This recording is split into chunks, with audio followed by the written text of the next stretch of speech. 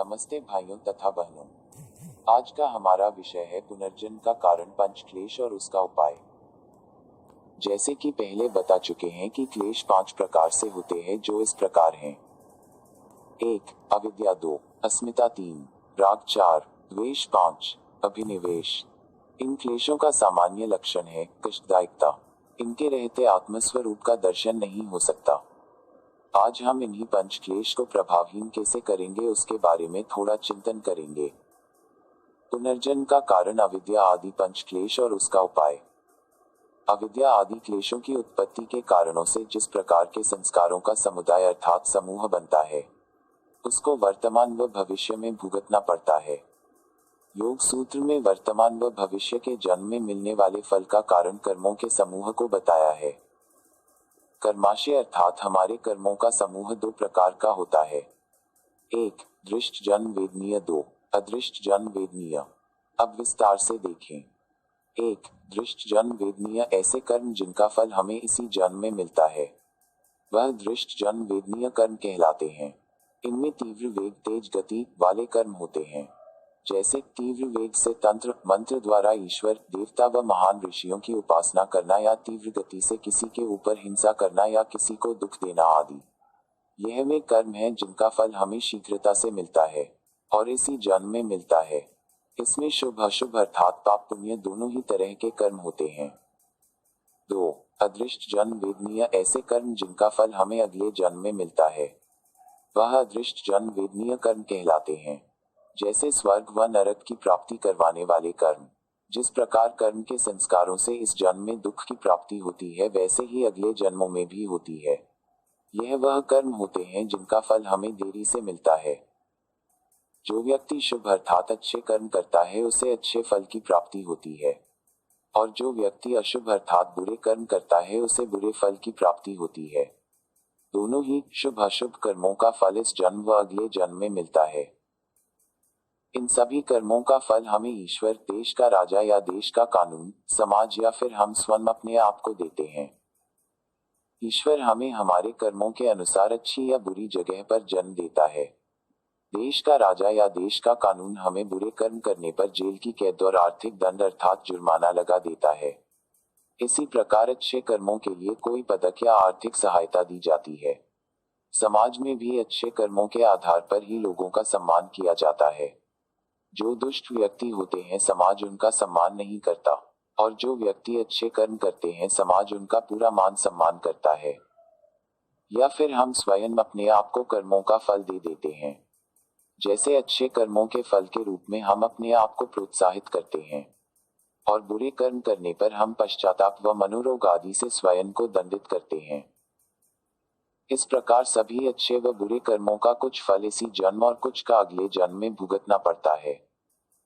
योग दर्शन पुनर्जन्म की अवधारणा को मानता है। जब तक क्लेशों की विद्यमानता रहेगी, अर्थात जब तक क्लेश होंगे, तब तक हमें उनके परिणाम फल के रूप में पुनर्जन्म, उम्र व उसका भोग मिलता रहेगा। जब तक कारण रहेगा, तब तक कार्य की सत्ता रहती है। जैसे ही कारण खत्म हुआ, वैसे ही कार्य भी खत्म हो जाता है। कोई भी कार्य पहले कारण के रूप में मौजूद रहता है। जैसे गन्ने में रस रहता है, तिल में तेल रहता है। गन्ने में रस और तिल में तेल उनको दबाने से ही नहीं निकलता। यदि ऐसा होता तो कपड़े या किताब को दबाने से भी रस या तेल निकलता।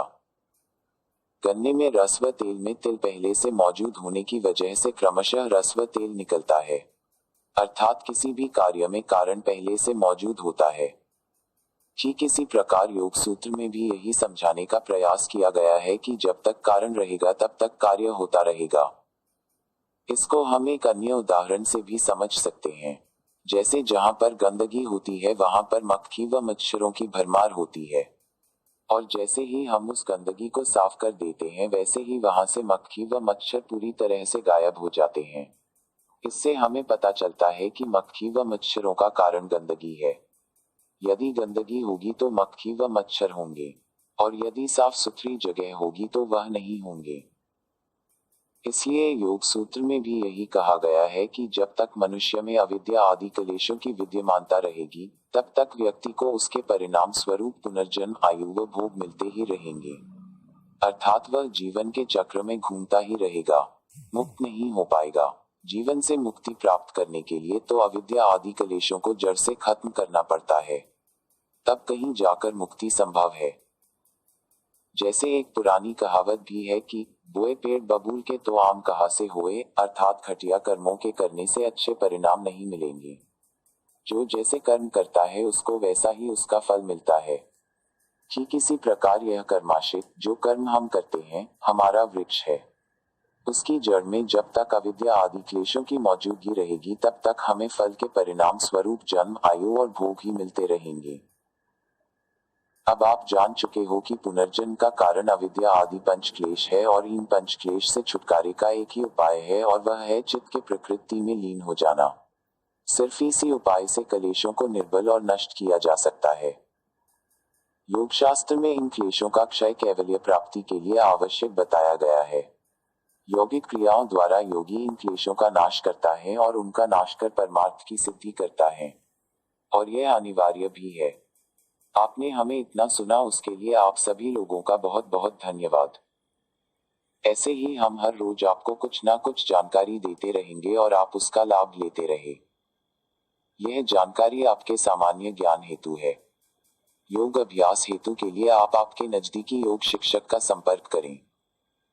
हमारे YouTube चैनल एवं Facebook को सब्सक्राइब करें एवं लाइक करें। आभार।